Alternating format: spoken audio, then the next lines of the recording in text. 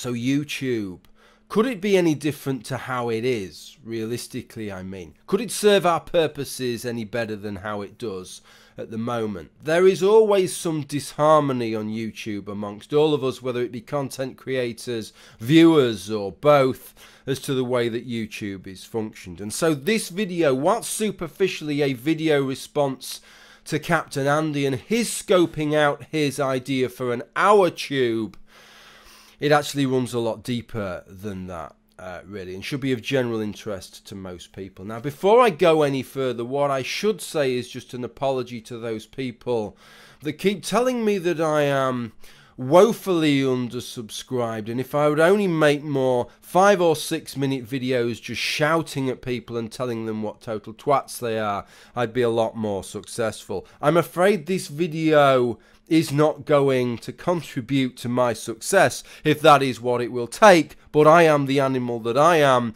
and this video will be longer than 5 or 6 minutes. But let's not make it any longer than it needs to be. So, let me give you the first clip of Captain Andy scoping out the points that he wants to make. In this video, I'm going to be discussing capitalism, media monopoly, and free speech.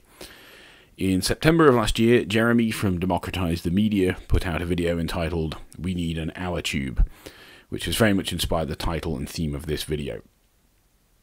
OurTube in this instance refers to the notion of a publicly controlled social media video site rather than a privately controlled social media video site such as we currently have in the form of YouTube. Noel Plum also recently made a video directed at me on this subject, which I'm going to be addressing in this video.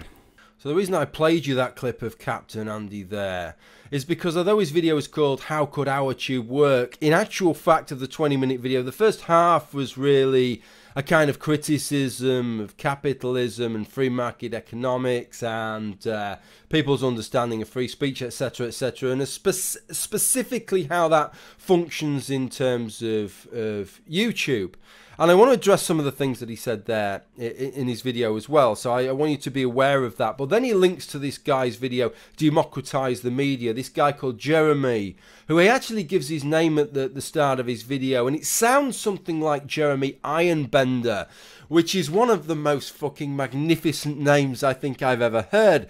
God, I wish I was called Jeremy Ironbender, although I'm not sure that Captain Andy would really appreciate trying to make a video response to 2 people, both of whom were called Jeremy Ironbender. Now, I was expecting something pretty significant from Jeremy's video. Captain Andy saying this is one of the things that's inspired this video response here.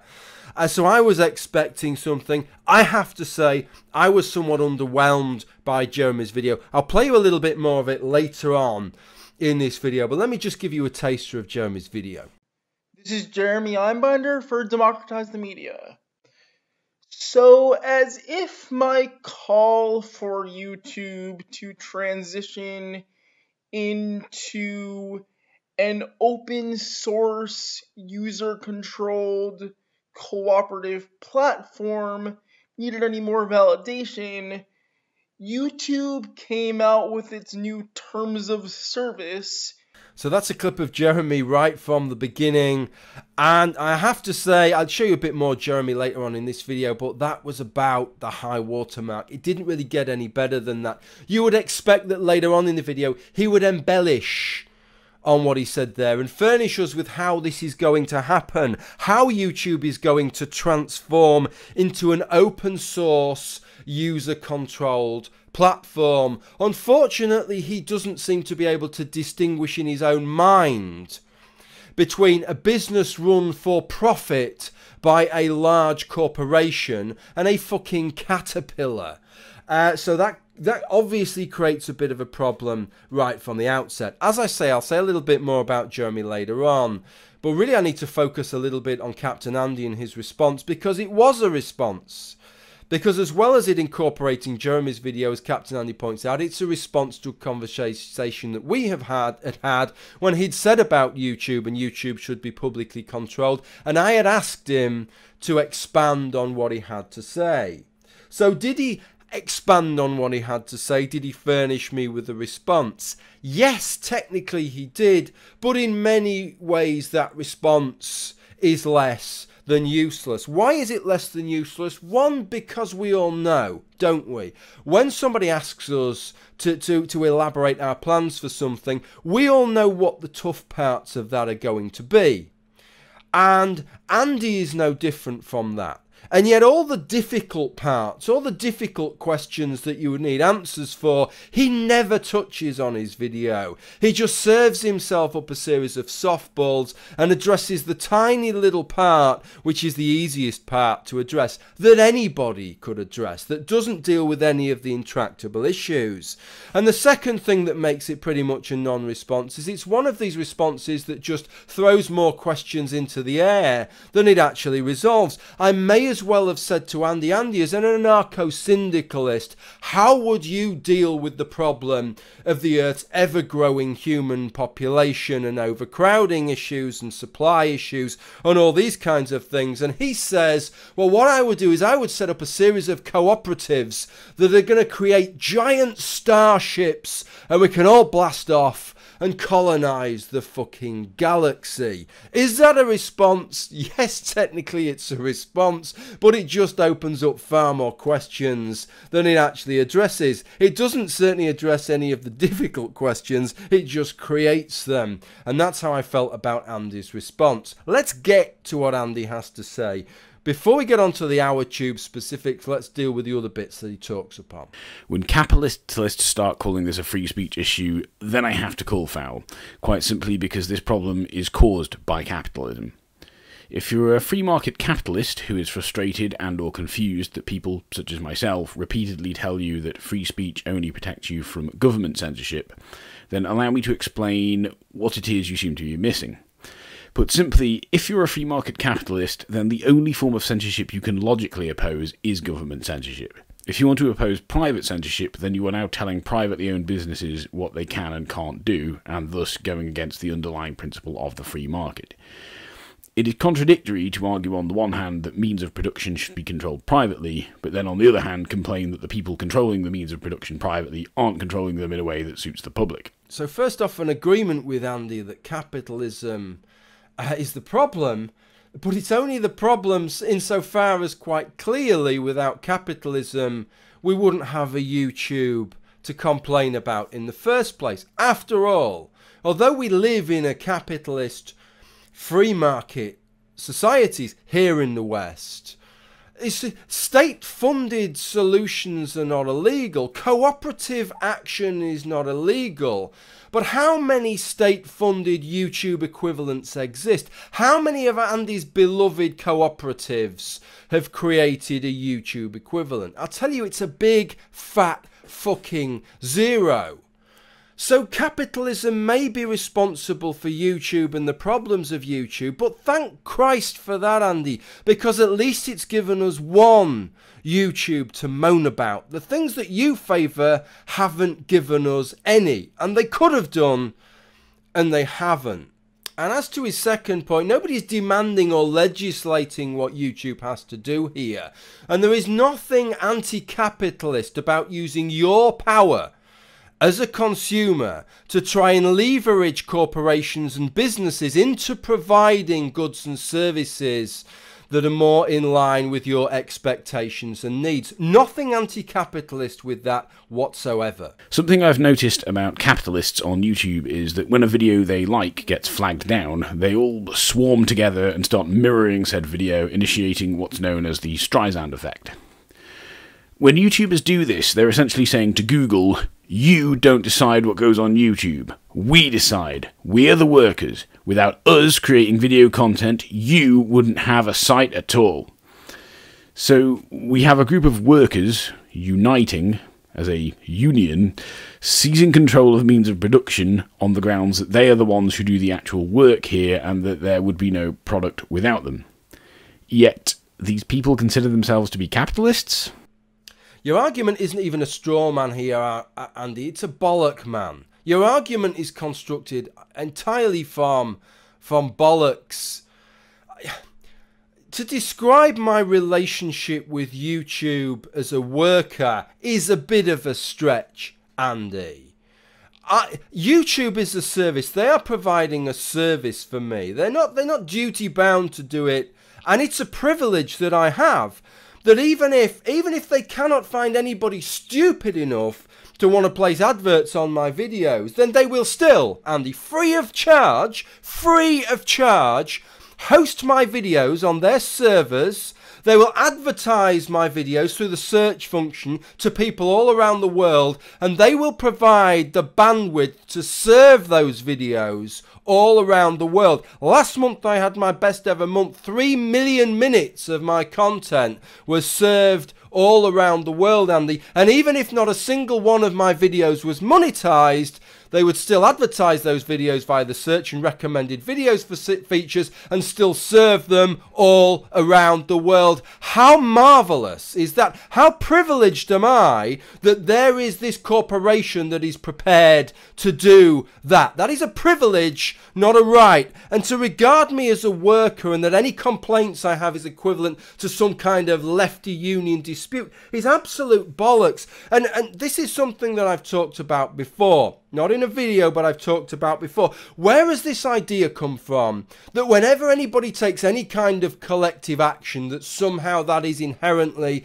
a left-wing thing to do. Where has that come from, Andy? What about the CBI, Andy, right? The organisation that represents businesses in the United Kingdom. Is that a left-wing organisation, Andy? Are trade cartels, are they left-wing organisations, Andy? What about the Institute of Directors, Andy, that collectively represents directors in the United Kingdom? Is that a left-wing organisation, Andy? I'll give you the answers. It's no, no and no in that order, Andy. There is nothing inherently left-wing about taking collective action. And in fact, even in terms of union membership, right? I mean, I am somebody, most of my working life, I have been a union member. I've been on picket lines, Andy. I have been on strike. Andy, just tell me this, right? Because I know that you have a pretty low opinion of capitalists and regard them as somewhat evil and self-serving. Just answer me this, riddle me this, Andy. If that is true about capitalists, why wouldn't a capitalist join a union? Why wouldn't a capitalist do what is in their best interests, which is to join an organisation which will represent them, because their collective power is greater than them all acting individually? Please explain to me why that is anti-capitalist to do that. Because it seems every bit the kind of hard-nosed, self-serving decision you'd expect a capitalist to take. And I suspect that in actual fact you're confusing capitalists with doormats. Now, if you're not the ignoramus that these people are, you might have figured out that the reason YouTube have started demonetizing certain videos is because the companies that advertise with YouTube really don't want their products associated with certain types of content. Not because of socio-political sympathies or anything like that, but rather because it's bad for business. A company trying to sell its new laundry detergent probably doesn't want said product to be associated with neo-Nazism, for example. But they also are unlikely to want it associated to a group like Antifa or anything similar. The deciding factor here isn't whether the content is left or right, rather it's whether or not the content is family friendly. Absolutely agree. I couldn't agree more, Andy. Weirder still, these YouTubers will often compensate for this loss of monetization earnings by using crowdfunding platforms such as Patreon. It's almost as if they don't think private companies such as Google and those who advertise through Google should be dictating to them what kind of content they create, i.e. controlling the means of production, and instead feel that they, the workers, should be controlling means of production. Oh, Andy, rarely have I heard so much drivel condensed into such a short period of time. The Japanese with their miniaturization would be fucking proud of how much fucking drivel you condensed into those 20 seconds there. Not only are they not dictating the content that I make, Andy, Jesus Christ, even if my material is not deemed suitable for monetization, even if they can't find any daft bastard willing to spend money, right, by putting video adverts on my videos, they will still host my videos free of charge. They couldn't do any more than they are doing, for fuck's sake. And the idea that by using Patreon or something like that, I'm suggesting that I object to the fact that my videos are not being monetized. What a load of bollocks, right? I expect that I can spend my money as I wish, whether I spend it rationally or otherwise, and I give exactly the same status to advertisers. They have an advertising budget. It's their advertising pennies. They can decide where to spend that advertising budget. I can't demand that they place adverts on my videos, and if they look at my material or the kind of material I make and think that's not the kind of thing we want associated with our product, now they might be wrong, they might be making a wrong business call, but even if they are, Andy, that is their business call to make, and I absolutely would uphold to the last their right to make that fucking decision. And the fact that I'm putting my videos through Patreon in no way reflects on that whatsoever. Absolute poppycock on your part. And this would probably be a good time to go back to Andy's friend Jeremy and the video that he'd made that Andy was so impressed by. So here's a couple of clips of Jeremy's video that sum up effectively the point that he was making. Have a listen to this. It lists all of the things that may be deemed unfriendly to advertisers and therefore ineligible for monetization, which means that in order for a creator to make money off YouTube, they would need to follow these qualifications, and they are progressively more ridiculous as the list goes on. So I am going to read them to you, and you will see the problem, and you will see why we need to be the ones in control, the people making the actual videos. I am not allowed to make money off my YouTube videos, because by their very nature, they are controversial and sensitive. Radical leftists on YouTube are controversial. This is not a very widely held view that the worker should own the entire means of production and seize it from the bourgeoisie. This is not very common. This is a controversial view to hold. It is a controversial view.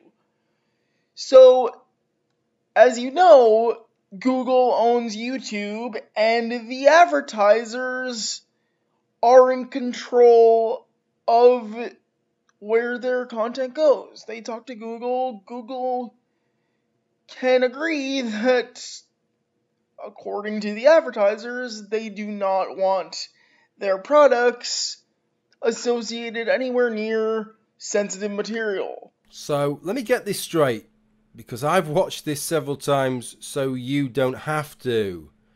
This guy hates corporations, he hates the way they function, he hates what they stand for. Moreover, he believes we should overthrow the corporations. We should seize control from these evil, nasty corporations, and he wants to make his videos on YouTube telling us just how despicable these corporations are and how we have to smash these corporations. And what really sticks in his craw is that these corporate advertisers are not prepared to pay him, to fund him, to make these videos saying what a bunch of bastards they all are. I know. How unreasonable is that? I've got to say, if any of you have ever seen anybody with a more entitled perspective on what fucking life owes them than this twat here, please get in touch with me, because I would just love to see it. But Jeremy, he has a plan, right? This is the thing. He has a plan. If we the people can just seize power, if we can just seize power of YouTube so that we're controlling YouTube rather than Google, then the advertisers... All I know is, having watched this several times, all of a sudden Andy's video doesn't seem quite as bad as it was before. So I tell you what we'll do. We'll leave Jeremy alone and we'll get back to Captain Andy. Now, Noel Plum has argued that he doesn't believe in a completely free market. He believes there should be some restrictions on how privately owned businesses operate. But this raises a very obvious question. Where do we draw the line? anybody who is anybody, Andy, and even most people who are nobody, such as my good self, believe that there should be restrictions on how private businesses and enterprises run. But we'll turn to that in a minute, Andy. I didn't understand where you were going with this, where do we draw the line, especially when elsewhere in your video you chastised people for saying who gets to decide and using that as a defence for nobody getting to decide. You seem to be using the where do we draw the line for saying there can be no line. It's either got to be publicly owned or it's got to be an unregulated free market where fucking anything whatsoever goes. I've got to say to you, Andy, I'm assuming you're in favour of elective abortion, of an age of consent, of a minimum wage, but who gets to decide, Andy? Where do we draw the line? How many months into pregnancy do we allow abortions to take place? Where do we draw the line, Andy? Minimum wage, at what level do we draw the line? Age of consent, at what age do we draw the line? These questions always exist, Andy. It's no answer to say, well, what do we make as the minimum age? I tell you what, you can fuck anybody or you can fuck nobody, because otherwise it just gets too complicated. Bollocks, Andy. You wouldn't accept that anywhere else, so I didn't really understand the point that you were making there. This is why, as I've mentioned in previous videos, I find the concept of conservative libertarianism to be nonsensical. A completely free market with unevenly distributed wealth is what allows monopolies to happen.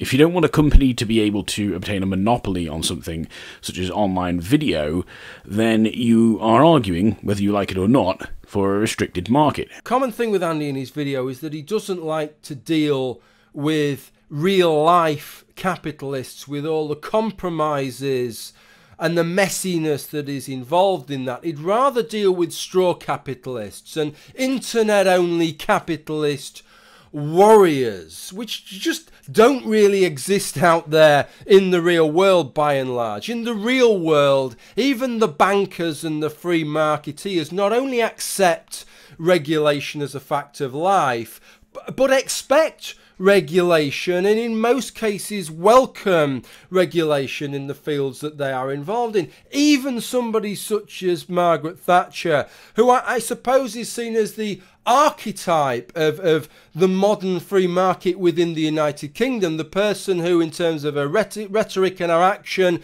revolutionised the UK economy, had it more service-led, took it into a more free market direction, and took it out of the doldrums and the parlous financial state that it was in the late 70s. Even Margaret Thatcher accepted the need for regulation. In fact, I will link you an article in The Guardian, so it's a left-wing source, okay? So it's not some ridiculous far-right source, for Andy's benefit there, okay, that says that some people hold the position that actually under Margaret Thatcher the amount of regulation in the field of financial services actually increased. So maybe Margaret Thatcher wasn't a fucking capitalist either, Andy, under your metric there. Okay, but the thing is, Andy talks about monopolies. Monopolies are always a problem. This is why we have things like in the UK,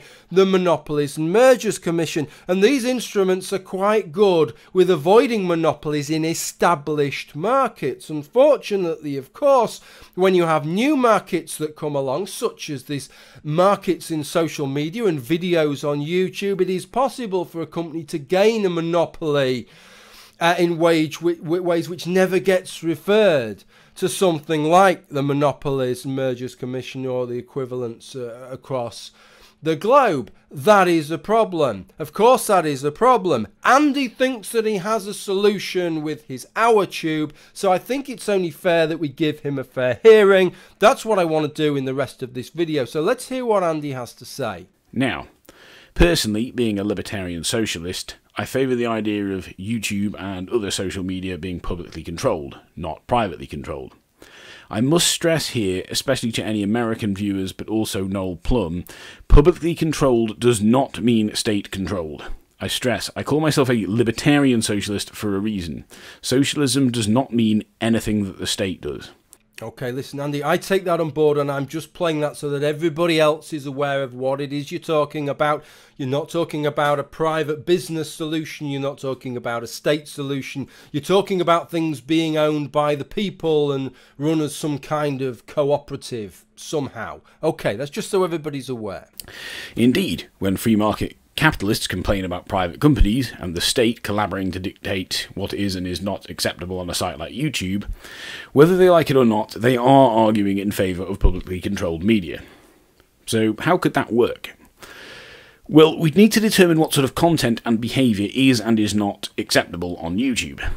We could do this by each sub-community of YouTube, e.g. the atheist community, the Christian community, the feminist community, the anti-feminist community, the vegan community, etc., nominating a representative, similar to a trade union leader. These representatives would then enter into negotiations with one another as to what each community wants and does not want from YouTube. Okay, so I'm showing you these chunks, and I appreciate that I had said to Andy I'd be interested to know how this OurTube thing of yours is going to work. And I'm trying to show some sizable chunks. I hope Andy appreciates I'm trying to show some sizable chunks of what he said, because one thing I will grant Andy is that when he shows chunks of me on videos, he does show a sizable chunk of what I have to say. But I have to say, in terms of answering the question that I asked, it functions more as a sort of exponential question generator than a question answerer. So what I've done is I've tried to write out some of the questions that as I'm watching your video, Andy, and it's trying to address this one thing, these things that are just boggling my mind as I go through. So the first thing, you talk about these communities, and it's as if, in your mind, YouTube functions as these kind of discrete communities. It's kind of like a Venn diagram where none of the sets bisect in any kind of way. And I have to say, I don't think anybody thinks that YouTube works like that. YouTube is, one of the glorious things about YouTube is it's so messy, is that all these different spheres coalesce and intersect. And one of the models that you give is this idea where we could have all these different YouTubes, couldn't we? We could sort of split them up separately. But that would lose the magic of YouTube. You've just broken YouTube there, because then everybody just stays in their own little bubble there. You've lost the magic of YouTube, which is the discovery that you take as these little sections go from one to another. And immediately I can see, I'm wondering how this system that you have is going to function. Because what you're saying is each one of these little communities, which you are hopelessly describing as discrete communities, are going to have a representative. If I was part of one of those, so the atheist community puts their representative forward and says this is how we want things, and the vegan community has their representative, and the white nationalist community has their representative, right? But if I was a member, if I felt committed to one of them, I'd immediately say, right, hey guys, listen, we can't just advertise ourselves as a white nationalist community. We need to sort of we need to sort of start splitting this to a North American nationalist community and a Caucasian nationalist community and the white nationalist community and the neo-Nazi community, and try and create all these different things, because then we're going to get a load more representatives, aren't they? And what's going to stop that, Andy? Because who decides? Because in real life, Andy, YouTube doesn't have these discrete communities. So who is, given that there are no bosses, right? This is where my mind is blown before anything else has happened. Who is going to decide what constitutes a community to have a representative, and how much weight that particular community has? It's not just that wasn't clear, but you didn't make any attempt whatsoever to clarify it, and it must be obvious to you that that isn't clear. So I really didn't understand that. And then that brought us on to the system of governance themselves, and how do you go about electing something else, which surely, if you're going to make this video, you have to give some kind of explanation as to how these people are going to be elected. You say, well, this is what we do anyway in a democratic system. We do. And we have a process. And I can tell you what that process is, Andy. How we elect our MPs in the United Kingdom that represent us. But you didn't do that. Does everybody get to vote? Are we going to have a global... Are you organising a global vote, Andy? Or is it only people in the West? Or is it only content creators? Or is it everybody who subscribes to YouTube? And how are you... By what practical way are you going to do this, Andy? Because you didn't outline that even in the slight. You didn't even attempt to outline it. I can't say the way that you're going to do it is wrong because you didn't even bother. And what do you mean by a new OurTube anyway? I mean, it's not that you haven't put enough flesh on the bones, but even one of those mechanically recovered meat machines couldn't extract anything out of the bones. There's so little flesh on it. What are you suggesting? Is this something that we're going to cut from fresh cloth? Or is you suggesting that it's like we're going to seize YouTube, right? That some government, maybe the US government, is going to pass a law that says that Google has to hand YouTube over to the people, right? It's one of these things. It's like, well, yeah, okay, well done all these years on funding this thing and coming up with this marvellous thing that no fucker else has managed to do, right? That for all your fucking cooperatives, they've not created a single fucking one, but what we'll do is we'll just fucking pillage yours and you can fuck off and spend your capitalist bastard money creating something else that then we can steal off you in the future. Is that what you're suggesting? We're going to steal YouTube effectively off Google? Or are you suggesting that we're going to create something afresh out of nothing, Andy? Because if you are, or even if you're not, that brings us to the biggest one of all, which was kind of... It's like it made your video... I'm not saying your suggestion is naive, but what you gave me in this video was naive to the point that it had me laughing. And the reason was because of all the problems that we'll need solving here, you tackled this bit, right? You tackled... What is YouTube about? YouTube is about a huge undertaking, vast numbers of employees, incredibly complicated structure, huge amounts of infrastructure, Andy. Server farms the sizes of fucking warehouses dotted around the globe that are serving information on huge, great fucking fat pipes, right, with incredible amounts of backup and data integrity, and a responsibility for our data and to keep our data safe. Huge amounts of logistics involved, huge amounts of coding and investment required, and the management that all goes along with that. And how much of that did you deal with, Andy? All you talked about is how we're going to decide whether or not you're allowed to swear on videos. Do you see how fucking mind-numbingly naive that sounds when I hear you say? How are you managing the rest of this? Right, if you're taking this over from Google, how are you going to set up the structures that Google had in place?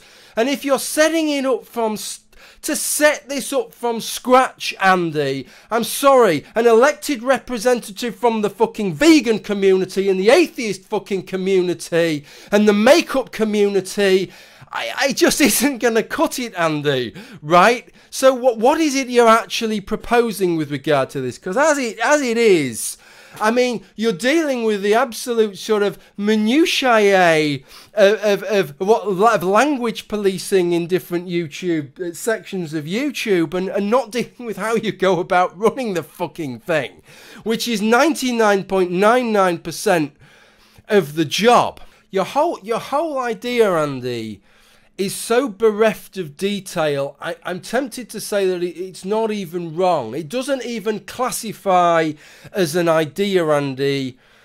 It's just a pipe dream, right? And then we've got this. In a society where media is controlled collectively by the public, we no longer have media monopolies. So instead of having one massive video website, as YouTube currently is, we could have a number of different video sites to suit the various different communities of video makers.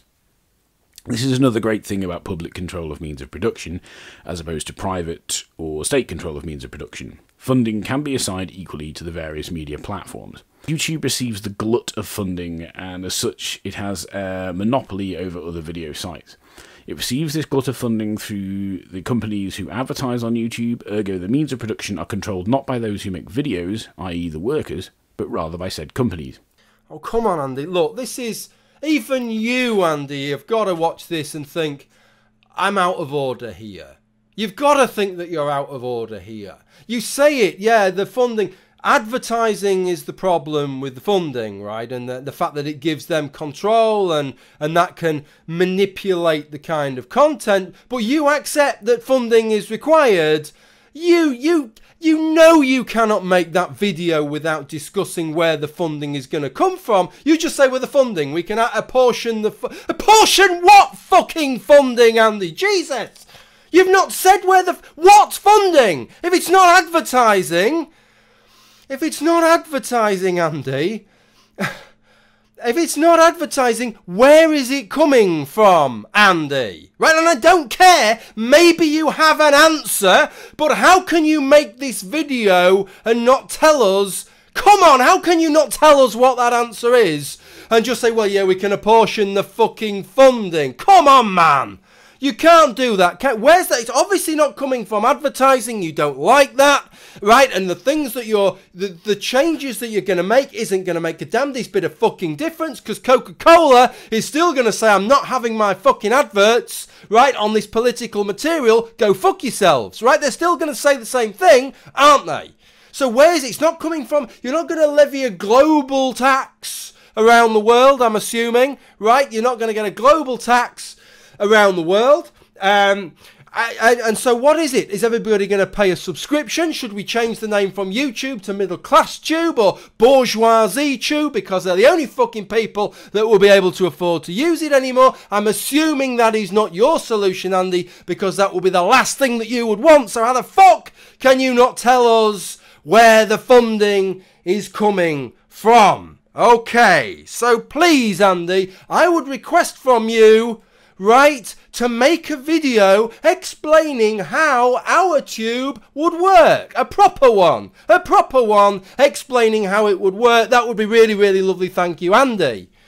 As for myself, I don't have a problem with YouTube. I don't even have a problem with my material being demonetized. The specifics of it might wind me up if I think, well, do you know what? Bad decisions are being made here. The advertisers are making a bad decision, but I still accept that it is their decision to make.